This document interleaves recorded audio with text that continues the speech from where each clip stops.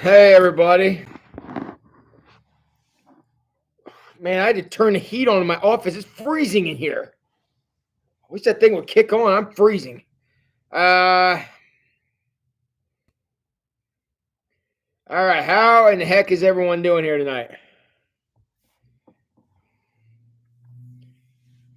All right. Somebody talk to me. What's everybody doing? Man, it is cold in here. Gosh, it's ridiculous. That thing on?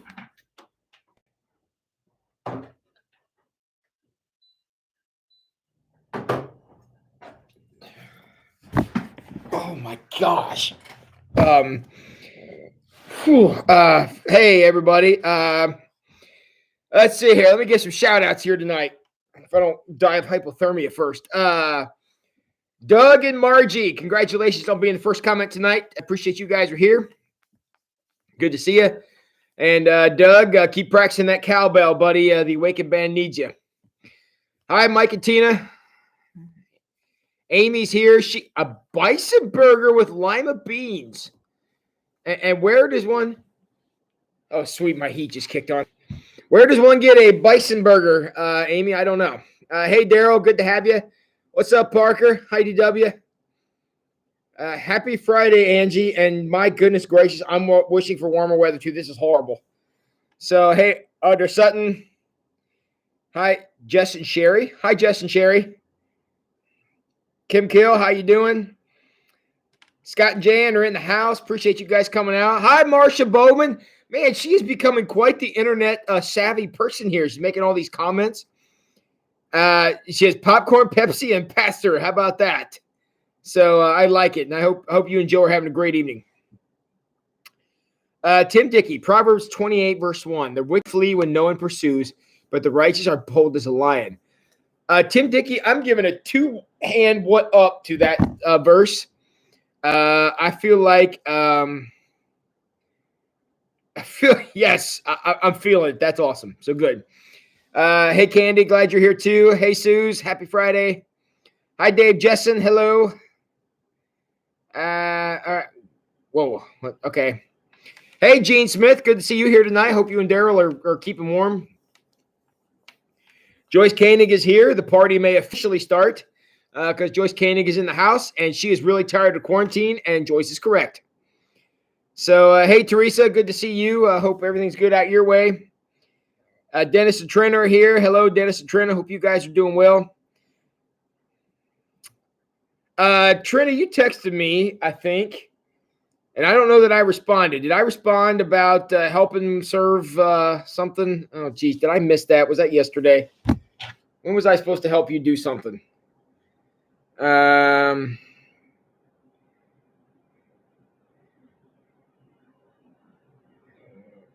geez. I did miss it. It was yesterday. I just realized that just now. I apologize for that. I had to go over and see my parents yesterday. I hadn't seen them in 2 months. So I had to go over and stop. I had to go over and see what's going on. Yes, shut up, phone. What the heck is the matter with you? So I'm sorry. I apologize for missing that. I just realized I just did just at this moment. So, hey, Christina, good to see you. The sun is out, but it is very cold. Hey, Joe Sutton, what's up with you? Angie did not pay the electric bill, so she's saving money. I am not pleased to find this out, Angie. I'm hoping that thing starts to do something. Marge stopped the birthday celebration to join in tonight. Marge, I'm touched. Thanks for being here. Appreciate it. Tim, run around, do some jumping jacks to warm you up. I may have to do that because I can't feel my fingers. So, homemade buttered bread, Dave. I'm jealous. Hey, Linda Burkholder, thanks for being here tonight. Yes, I may have to bust out one of those Afghans on the back of my chair, Joyce. You're right. And okay, Trina, good. I'm glad. Sorry.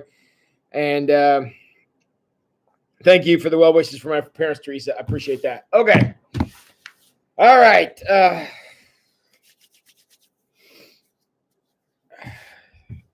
Cool. Well, tonight I promised you that we are going to explore the origin of the read the writing on the wall phrase that many of us have heard. And hey, Bill Har. Bill Har, are you not getting my text messages? If you're not getting my text messages about these, will you text me right now and tell me that, and I'll make sure that you get put back on the list. I'm not sure why you're not there. So, okay. I told you that we were going to take a look at where the origin of the phrase read writing on the wall. So, my opening question before we even get to any of this is, what does the phrase read the writing on the wall mean? Somebody jump in the comments, tell me what that phrase means. When we use the phrase read the writing on the wall. Oh, Candy, you got the wrong pizza order. Everybody, we're going to pray for Candy and Tim right now. The pizza order was messed up. And look, a lot of things in life we're willing to tolerate, but wrong pizza ain't one of them. So I'm so sorry. I hope you can get the anchovies and hot peppers that you wanted, Candy. So cool. Somebody jump in the comments and tell me, what is the meaning of the phrase read the writing on the wall? Okay, it means something's going to happen. That you're on the right track, but there's a little more to it than that. We say read the writing on the wall. What does that phrase mean? Because we use it, I mean, if we use it correctly, we use it exactly how the book of Daniel presents it to us. Does anybody know what that means? It does mean something's going to happen, but there's just a tad bit more to it than that. It's usually something bad. Yes, Kim, it normally is something bad. Not always, but vast majority of the times it means something bad's going to happen. Pay attention to events around you. Wake up and pay attention. That's right. Usually when we say read the writing on the wall, it means we're looking at a situation and saying something here is going to happen. Now, it doesn't necessarily have to be bad, but very often, and the vast majority of the time, it does mean, it means seeing something before it happens. It means, being able to look at evidence or look at situations or look at circumstances. And it's something that's in plain sight, Tina. That's exactly right. Yeah, Bill, look at signs in the direction of what's happening and seeing, okay, the logical consequences of what I see here is not going to be good. That's what it means to read the writing on the wall. Oftentimes we do look right past it, because normally when we say that, it's to remind somebody that, hey, you better start paying attention to some things here, because we often do look past the subtle signs.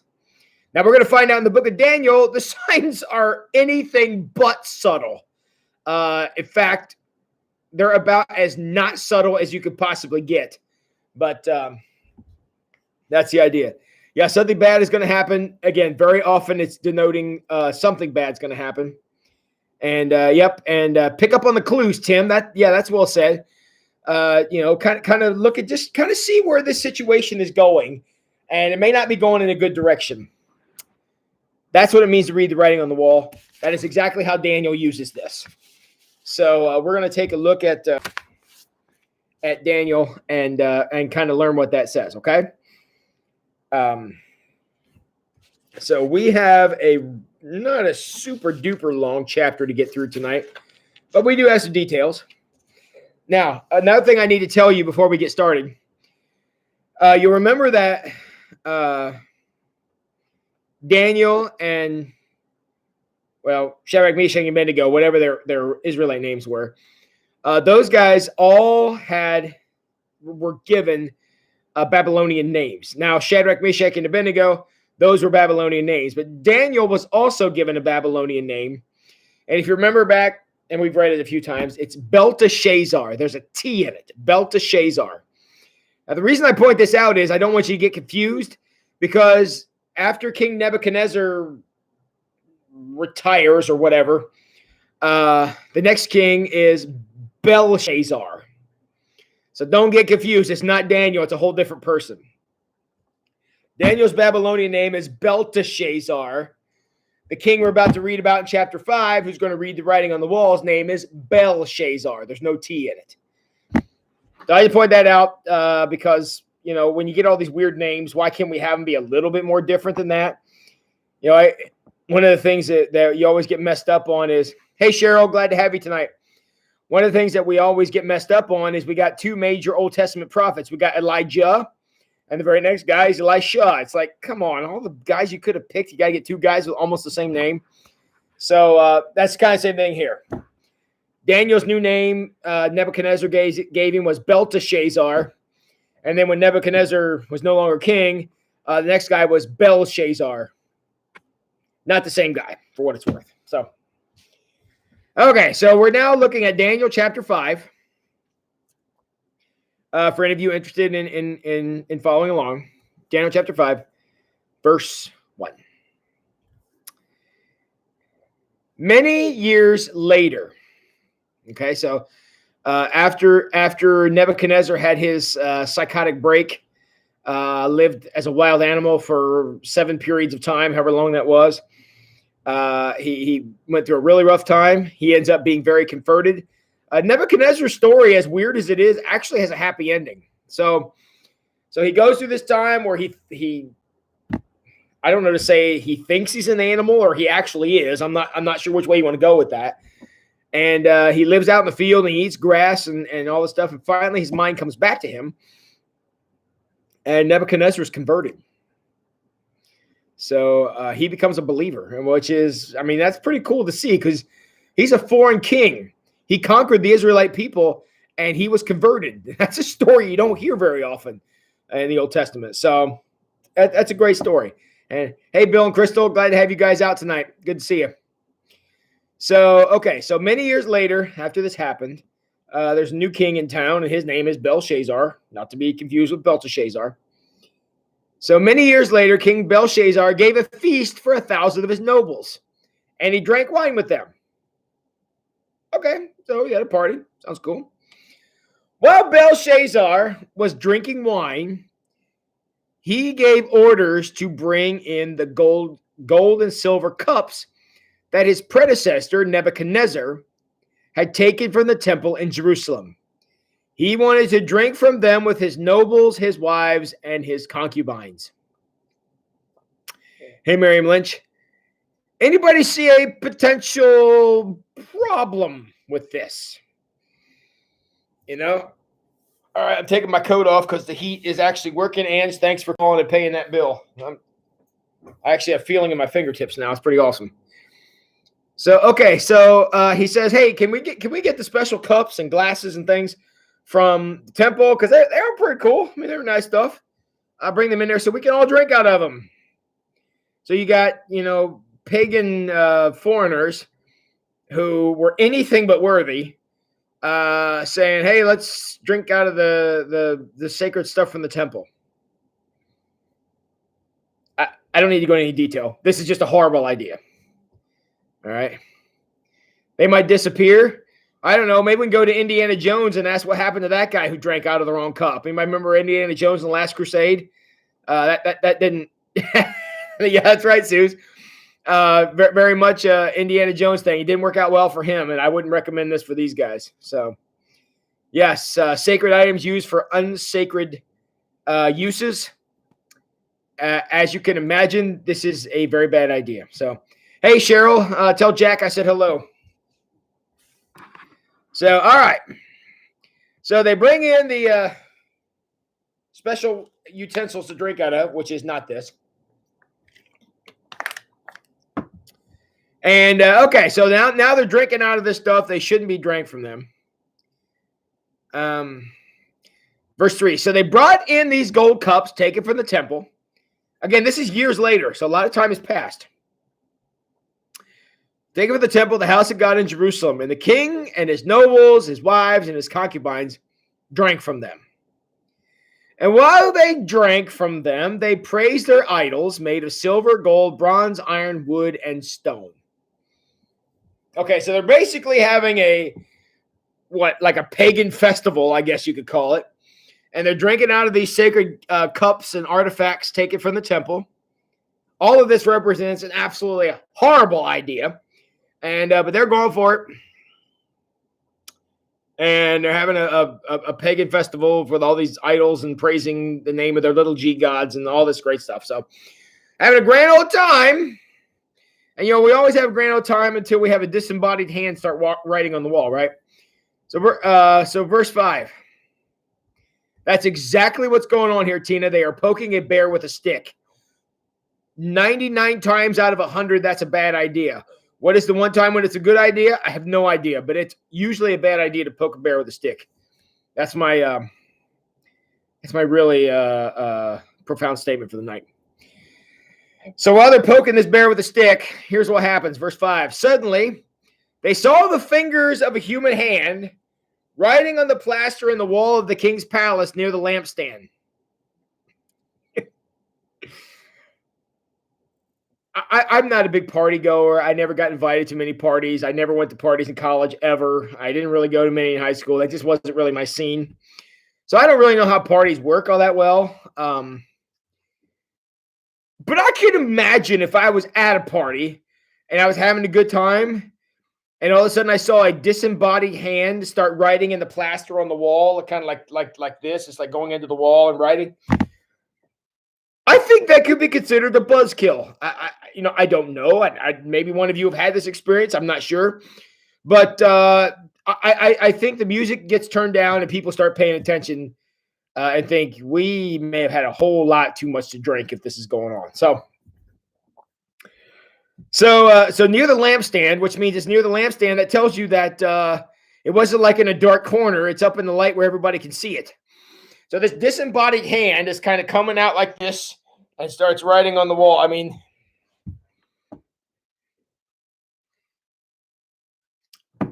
and so that happened. All right, the king himself saw the hand as it wrote. So it's not like somebody told him. King Belshazzar saw it himself. Now, I want you, while I read this next verse, I want you to think about how would you respond if you saw this happen? You're at a gathering. Everything's going wonderful. We're drinking out of the special cups. Everything seems great. And suddenly a disembodied hand starts writing on the wall. I would like for you to compare your potential response with King Belshazzar's. Run, Forrest, run. I think that would be a very good response, Tina. So here's how Belshazzar decided to respond. And he would have ran had this not have happened. Verse 6. And his face turned pale with fright. His knees knocked together in fear, and his legs gave way beneath him. So what do you guys think? Is that an appropriate reaction to seeing a disembodied hand right on the wall?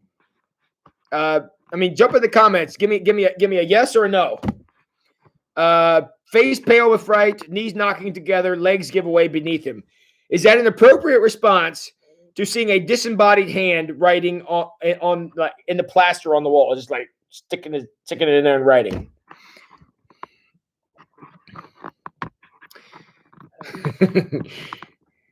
All right, I'm getting yeses and totally yeses. What do some of the rest of you think? Appropriate reaction? Face pale with fright, knees knocking together, legs give way beneath him. What do you guys all think? Is that an appropriate response? All right, I haven't seen a no come up yet. Running and screaming would also be an acceptable response if your legs weren't giving away and you're falling on the floor. Tim, I'd give you that. So, all right. So we seem to be in pretty much agreement that your knees knocking together and passing out might be an appropriate response. And I think I would agree. So a few more yeses in here. So after the knees knocking together and turning white and shaking literally in the shoes, verse 7, the king shouted for the enchanters, astrologers, and fortune tellers to be brought before him. The same guys. Yeah, Joe, this would be a great moment for a selfie. That's for sure. Hey, this is one of those things you'd like to, it's like one of those dumb YouTube videos where something scary happens that you don't ever see. That's what this sounds like. That's right. Unless you live in the Addams family, it could be cousin it or not cousin it thing. Could be thing. That's right. And nope. Cheryl's like, yeah, I'm out of here. I think I agree with that. So the king's like, hey guys, come here, see this. All right. So they all come running in. Now remember, it's the enchanters, astrologers, and fortune tellers were the same guys that Nebuchadnezzar called when he had the dream, back in the day. So So he calls in these same guys who had, not exactly the world's greatest track record with weird stuff happening, but he called them in. So, and you're going to listen. King Belshazzar is going to make an offer that's going to sound very familiar. Okay. So he says, everybody get in here. And then here we go. He said to these wise men of Babylon, whoever can read this writing and tell me what it means will be dressed in purple robes of honor and will have a gold chain placed around his neck. He will become the third highest ruler in the kingdom. Yet again, whoever can figure this, this thing out, gets all the stuff. They become actually number 3 ruler in the kingdom, not number, I guess Daniel might still be higher than you apparently. But okay. So all the so everybody comes in, of course, now with an offer like that on the table. Everybody's like, well, dude, I'll give this a try. I mean, the writing's right there. This isn't like when Nebuchadnezzar did it. Nebuchadnezzar said, nope, you don't get to know the dream. You got to tell me the dream and what it means. Where now they're like, well, we got the writing on the wall. It's not like he covered it up. We can still see it. So there's 4 words. And we're going to be getting to those 4 words here in just a second. So, all right. So verse 8. But when all the king's wise men had come in, none of them could read the writing or tell what it meant. Now, at this point, we who know the story of Daniel, we know there are words that were written. But at this point, this almost makes me think of that famous story from the New Testament when Jesus saves the woman who was caught in the act of adultery. And they're all like, well, hey, Jesus, shouldn't we stone her? That's kind of the rules. And it says Jesus starts writing on the ground, but we're never told what he wrote. And then they're like, well, Jesus, what do you say? And he said, well, whoever doesn't have sin, go first. And he starts writing on the ground. And everybody on their brothers kind of speculating as to what he's writing. That's what I feel about this. At this point in the story, if we had never heard this story before, and maybe some of you who are here tonight have never heard the story, maybe it's a picture. Maybe it's a sailboat. Maybe it's parting the Red Sea. Maybe it's a cross. Who knows what it is? But whatever it is, it says the astrologers, enchanters, and so forth can't read it. Which tells me either it's illegible or it's written in a language none of them know. I mean, if I'm here in my office and all of a sudden a disembodied hand starts writing on the wall and starts writing in, like Swahili or French or something, I'm going to be like, I'm going to be yelling at Phil to get over here and tell me what it means. So I don't speak those languages. Why am I going to yell at Phil? I don't know. I just do that sometimes. But the idea is I don't know what it says. I literally can't read it. Now, if it's written in English, the odds are better I'm going to be able to read it, but still not guaranteed. But if it's written in a language I don't understand, I don't have a chance at this one. So, okay. All right. So all right. So nobody could read it. Verse 9. So the king grew even more alarmed. How you grow more alarmed after seeing a disembodied hand writing on the wall, I don't know how you become more alarmed after that, but somehow he did. His face turned pale. I guess we should read that as saying more pale. And his nobles, too, were quite shaken. This is a classic Bible understatement. I mean, I don't read the word freaking out here anywhere because freaking out seems to be like what I would be doing, but whatever. So, as usual, as usual, when the man can't figure it out, he's got to have a woman come explain it to him. Can I get a what up from the women in the chat tonight? All you ladies in there, give me a what up there, right? When we men can't figure it out, we got to have one of you explain it to us. And I got to turn my heater down. I'm getting hot. Come on, girls, get in there. Tell me.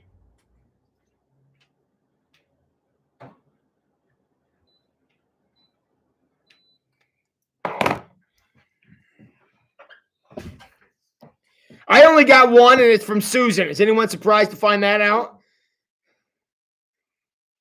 All right, I'm waiting for Joe Sutton's sarcastic comment to load. I'm wondering if it's going to happen. So, got a what up from Angie. I like it. So, all right. So the guy can't figure it out, and so the ladies got to come explain it to him, and all you women are like, this just became my favorite story. So okay. So all the nobles and everybody's freaking out. So finally the woman's comes in there like, you bunch of children. Let me tell you how to do this. Verse 10. But when the queen mother heard what was happening, she hurried to the bank. guys, it's too late to respond. The time has already passed. Even though Mike gives it a thumbs down, and Joe claims silence, which we know that ain't going to happen. And Teresa says they give good advice even when it's not asked for. I'm just going to let that sit there for you guys. So, all right. But when the queen mother heard what was happening, she hurried to the banquet hall, obviously to straighten these bunch of clowns out. She said to Belshazzar, long live the king. Don't be pale and frightened. There is a man in your kingdom who has within him the spirit of the holy gods. During Nebuchadnezzar's reign, this man was found to have insight, understanding, and wisdom like that of the gods. Your predecessor, King Nebuchadnezzar, made him chief over all the magicians, enchanters, astrologers, and fortune tellers of Babylon. This man, Daniel, whom the king named Belteshazzar, has exceptional ability and is filled with divine knowledge and understanding. He can interpret dreams, explain riddles, and solve difficult problems. Call for Daniel. He'll tell you what the writing means. She doesn't seem very shook by this, which seems strange considering what it's going to end up meaning. But she's not freaking out. She's like, did you guys forget about Daniel? Anybody here? Because y'all know he did this once before, thus proving that women are able to remember things far longer than men do. And I wish I could dispute that being true, but I can't. So she remembers this guy Daniel when apparently nobody else did. Says, somebody text Daniel, tell him to get up here right now. So, all right, verse 13. So Daniel was brought in before the king. The king asked him, are you Daniel? So apparently Belshazzar doesn't know Daniel. Are you Daniel, one of the exiles brought from Judah by my predecessor, King Nebuchadnezzar? I heard you have the spirit of the gods within you, and you're filled with insight, understanding, and wisdom. My wise men and enchanters have tried to read the words on the wall and tell me their meaning, but they cannot do it. I am told that you give interpretations to solve difficult problems. If you can read these words and tell me their meaning, you will be clothed in purple robes of royal honor, and you'll have a gold chain placed around your neck, and you'll become the third highest ruler in the kingdom.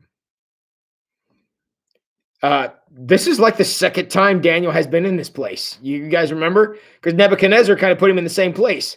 With the dream that he had about the great statue with a foundation of clay. So for a second time, they can't figure out what's going on, and yet again, like a boss, Daniel comes up with almost as good of a response as Shadrach, Meshach, and Abednego came up with to the fiery furnace thing. Okay. Let's just take a look at how not impressed Daniel is. Okay, because he's just been offered all these gifts and all this stuff, and everything's going to be wonderful. So, okay. So Daniel answered verse 17. Daniel answered the king, keep your gifts or give them to somebody else. But I'll tell you what the writing means.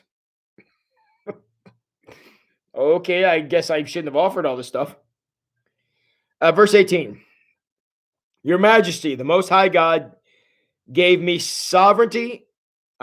Your Majesty, the Most High God, gave sovereignty, majesty, glory, and honor to your predecessor, Nebuchadnezzar. Now remember, you're right, Tina. This is a mic drop moment. You got it. Now remember, Nebuchadnezzar, he struggled for quite a while trying to figure this out. But eventually, Nebuchadnezzar kind of came around to faith. So we saw that Nebuchadnezzar honored God. Now, obviously, Belshazzar did not do that. And we're going to find out really that Belshazzar didn't do that. But, he's going to talk about that here for just a second. Okay, verse 19. He made him so great that people of all races, nations, and languages trembled before him in fear. He killed those he wanted to kill and spared those he wanted to spare. He honored those he wanted to honor and disgraced those he wanted to disgrace. But when his heart and mind were puffed up with arrogance, he was brought down from his royal throne and stripped of his glory. Now remember this because we read it just last night. Verse 21, he was driven from human society. He was given the mind of a wild animal and lived among the wild donkeys. He ate grass like a cow, and he was drenched with the dew of heaven, until he learned that the Most High God rules over the kingdoms of the world and appoints anyone he desires to rule over them. Okay? Pretty straightforward. I mean, this goes right along with the study we read just last night. So Nebuchadnezzar, God gave him a lot, expected a lot. Nebuchadnezzar spent a long time dropping the ball, but eventually, after a difficult season where he lost his mind, came around and got it right. All right. Verse 22. You are his successor, O Belshazzar, and you knew all this. So apparently Belshazzar there's nothing that Daniel has said yet that Belshazzar was not aware of, including Daniel's very existence. Because Daniel says, look, dude, you were here. You saw all this. I mean, you saw what God did to Nebuchadnezzar, and you didn't bother to do anything about it. And I'm sorry, I recognize these cups. Where did you get them? And why is there wine in them? And why are all these, unholy people drinking of it? What were you thinking when you did this? And he doesn't say all that. I'm putting those words in his mouth. But essentially, that's what Daniel's saying. You did not humble yourself. You acted arrogantly and stupidly and just didn't learn a single thing from Nebuchadnezzar's example. Shame on you. Okay. All right. You are his verse 22. You are his successor, O Belshazzar, and you knew all this, yet you have not humbled yourself.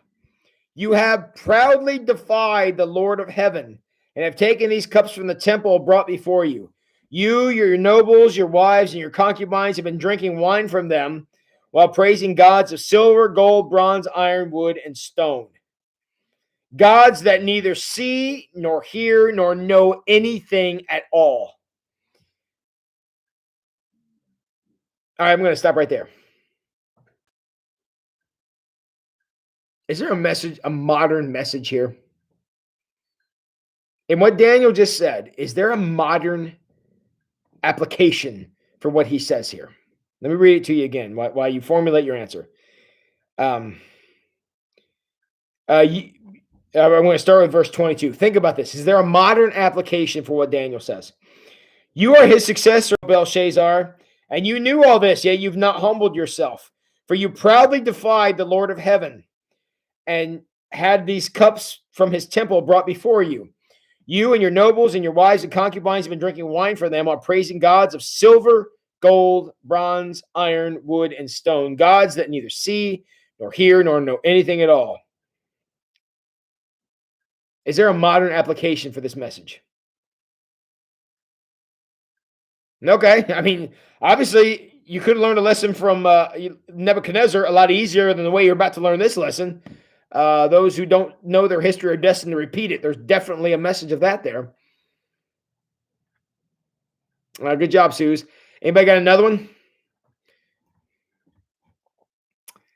Stop worshiping man-made gods, money, power, material things. I think that definitely works.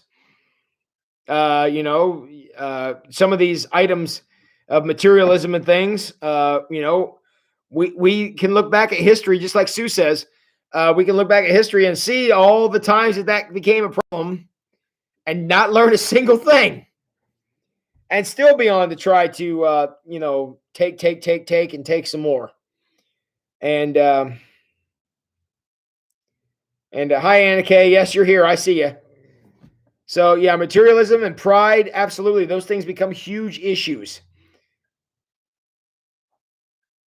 That's yep. We worship money, things made of. It even says it here: silver, gold, bronze, iron, wood, and stone. You know, honestly, my cell phone is made out of a lot of those things. This computer I'm speaking to you on is made out of a lot of those things, and we can put a pretty high priority on that stuff. And even though we have seen with our own eyes, people learn that that's not the way to go, and yet we don't learn a thing from history, so we're destined to repeat it. So, since Belshazzar did not bother to learn a lesson from Nebuchadnezzar's example, here's what happened. But you have not honored God who gives you the breath of life and controls your destiny. Verse 24. So God has sent this hand, whatever this disembodied hand was, sent this hand to write this message. This is the message that was written. And Pastor Tim is about to butcher these pronunciations. Mene, Mene, Tekel, and Parson. All Hebrew words, which is why the astrologers and such could not read them, did not know what they said. And people, I mean, King Belshazzar chose a lot of little g gods in this, Scott, and he just went in entirely the wrong direction. So 4 words from the Hebrew language, which again is why the astrologers and such could not read them, because they didn't know the language. Mene, Mene, Tekel, and Parson. This is what these words mean. Now, understand that this interpretation for Daniel is actually, and I'm not trying to take anything away from Daniel, so don't hear what I'm about to say in that way. This is not, of all the things we've seen Daniel do, this one's actually not all that miraculous. It would be like you standing in a room with a room full of people who don't speak English, and there's 4 English words on the wall. How hard is it going to be for you to interpret them? Not hard at all, because you'll know exactly what they mean when no one else will. That's exactly what Daniel does. So I'm not trying to take anything away from Daniel. He's certainly speaking on behalf of God, but as far as being miraculous, his interpretation here is not exactly miraculous, because he's simply reading the words. This is what these words mean. Mene means numbered. God has numbered the days of your reign and brought it to an end. Tekel means weighed. You have been weighed on the balances and have not measured up. And hold on. And Parson, verse 28, Parson means divided. Your kingdom has been divided and given to the Medes and the Persians.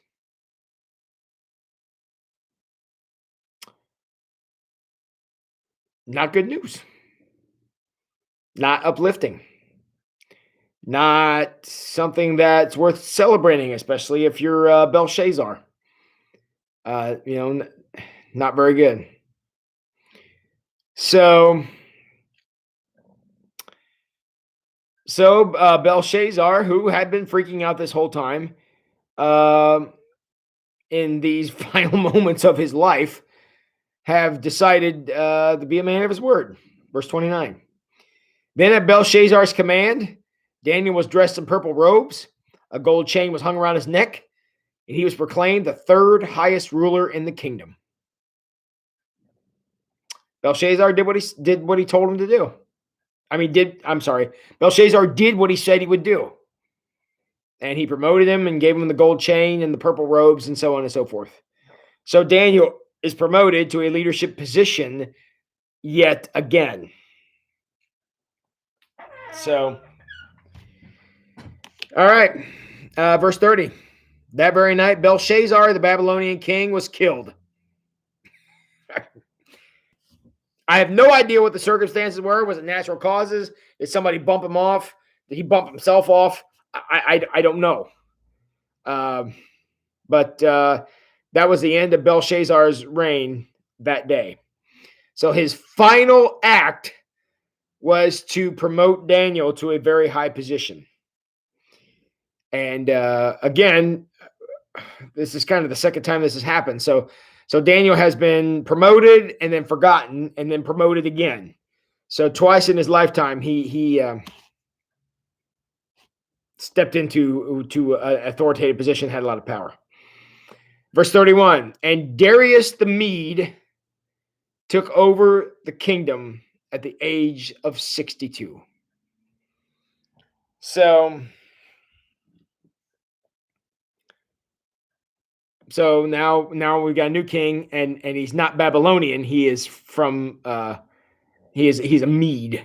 So whatever nationality that is, again, basically not Babylonian, is taken over, and we're going to find out that Darius is not going to be around long, and Cyrus the Persian is going to be he's going to show up. So this is how Daniel ended up getting promoted. Is he got promoted because of the complete dereliction of duty that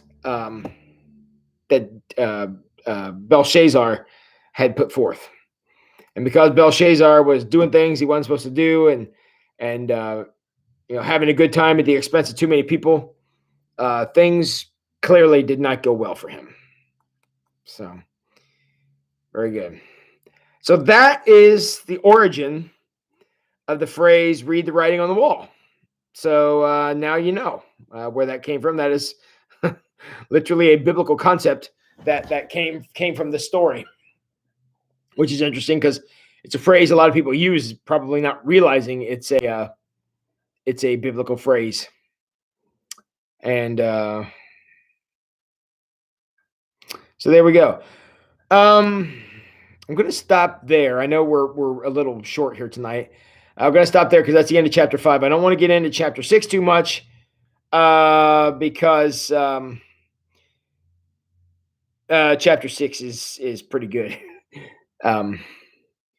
Chapter 6 is, of all the famous things we've heard, I mean, Shadrach, Meshach, and Abednego going into the fiery furnace was a pretty famous thing. Read the writing on the wall is a famous thing, also came from Daniel. Yet, as y'all well know, we haven't got to the most famous story from Daniel, and we're going to remedy that deficiency tomorrow night. So there may be some lions in store for us in tomorrow's reading. So, God finds a way to take a negative and turn it into a positive, and I think that's exactly what happened here.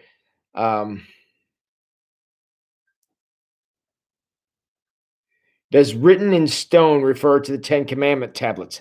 Yes, it does. That's what the etched in stone idea is. Because, we're all familiar with this device here that comes with one of these on the end that you can revise and make changes. You can't do that with stone tablets. And so that's what etched in stone means. It's something, the phrase that means something that's, I don't want to say certain, unchanging. Obviously that's what the phrase etched in stone means. And yes, it does come from God engraving the 10 Commandments in stone. So, all right. You are welcome. Questions. Who's got a question about Daniel? Are you enjoying Daniel? You guys enjoying this study? I've gotten some emails from a couple of you that you are getting your books. Marty, I got your email today about getting your the Christian Atheist book, and I've got them ordered. Here's what it looks like is going to happen. I had to order 2 sets of them. I'm going to get 2 of the books according to the shipping confirmation. I'm going to get 2 of the books tomorrow. Unfortunately, the other 7 books I ordered, I'm not going to get till next week. The company I ordered them from was from Michigan, but they had to ship them from Utah for some reason. So I'm not going to get them until next week. So I'm trying to decide. I want all of you to have books, but I really wanted to start this next week. Like I said, I'm going to have 2 of the books hopefully by Sunday. I was hoping to have the rest of them here also, but unfortunately, since they're coming from Utah, Utah's a long ways away. So that's what we're that's where we are. So we may go ahead and I'm going to pass out books to those who are going to be here Sunday who live the furthest away. That would be you, Teresa. And I'll have another one to give to somebody, whoever's here on Sunday. and then I'll make arrangements with some of the rest of you to give out books. If you have any access to digital media, whether you can borrow it or you can download it or you can purchase it from Amazon or whatever, please do that. Because obviously then you'll have it instantly and be ready to go. Because my hope is to finish up what we want to do with Daniel tomorrow night, so we can actually start. I about said dangerous prayers. That we can start the Christian Atheist on Sunday night. That's what I would really like to do, because I'd like to be able to promote that on Sunday morning to see if we can get a few more people involved. So my hope is that we can do that. So I've not read any of it yet, but I really enjoyed Dangerous Prayers. So I'm looking forward to it. You know, if a lot of you have it, we may go ahead and start it. If we feel like we should wait, maybe we'll do a couple more days of Daniel. But Daniel gets really weird after chapter 6, and it's going to be hard to. All right, Tim Dickey says you can get the ebook version from Amazon for $2.69. Yeah, and that basically means, I believe, Tim, correct me if I'm wrong, that's just like a PDF, right? Tim Dickey, is that a PDF you can download? I think that's what an ebook is. So you should be able to read from there. I have mine on my Kindle, and just like I did Dangerous Prayers. So any of you who want to order, I'll have 7 more books coming, physical books, for any of you who want them. And I'll have to make arrangements to get them to you when I can. They're $4 a piece, and be glad to share them with whoever wants them. So, a couple of you, I know DW said he had read a little bit of it. He really liked it. Somebody just said here, who said here they were. Scott Moran said he read some, he liked it. So Jess also said she read it and enjoyed it too. So I'm looking forward to it. I really, like I said, I really enjoyed Dangerous Prayers. I thought the format of that book worked really well for this. And since this is what we're doing now, and this is kind of where we're at, I thought that this would be a good way to go. Probably we'll do like the introduction Sunday night, because I don't really want to start. I want to give as much time as possible before we start any content. To kind of get people. Okay, Tim says yes, it's a PDF. So if you want to download a PDF for $2.69, you can do that from Amazon, and then you can have it. So, all right. So you guys are enjoying Daniel. I'm glad. Daniel's fun. Job was probably a little bit more to talk about with Job, because Job is a theological book. This one's a history book, and they're a little different in discussion, but.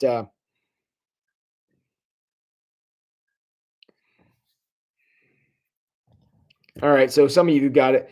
I'll have books available. When they come in, hoping they come in sooner rather than later, but they got to come clear from Utah. And the other ones are scheduled to be delivered tomorrow. So unfortunately, it's only 2 of them, I think. So I'll have what I've got on Sunday, and obviously I'll pass out everything I got, because I'm going to work on it on my Kindle. So I want to get that in as many of your hands as possible. So who says that? Candy says it's very much like Dangerous Prayers. I kind of got, when I looked at the table of contents, I kind of got that impression that it was very much, in format wise, was very much like Dangerous Prayers. So I think that will translate just as well as Dangerous Prayers did here. And since you guys and me are all a lot more proficient at this now, I think we'll have a pretty good time with that. So cool. So, all right. First Light is uploaded for Sunday. The link is ready to go. I'll send out an email probably tomorrow morning with information about that, and about how to get to First Light. Also, a reminder for Sunday, we are planning a parking lot service. Looks like the weather is going to be at least not rainy, but make sure you wear your hoodie when you come. It's going to be a little bit chilly, so I hope you guys will be able to come out and join us. And remember, you got to stay in your car, and there's no access to the building. So we'll try to get you in and out in about 40 to 45 minutes, and just have a good time together. Any of you who were here last week, I did the sermon from the rock out front. I don't know that I want to try to replicate that, simply because I don't want to fall off of that thing, because as much as you all will enjoy that, I'm not sure I want to try it. So may not stand on the rock, at least the physical rock, this week, but may have to make other arrangements for that. But Yeah, it was a pretty good time. It was good to see everybody. So, all right. Do I have anything else I need to tell any of you?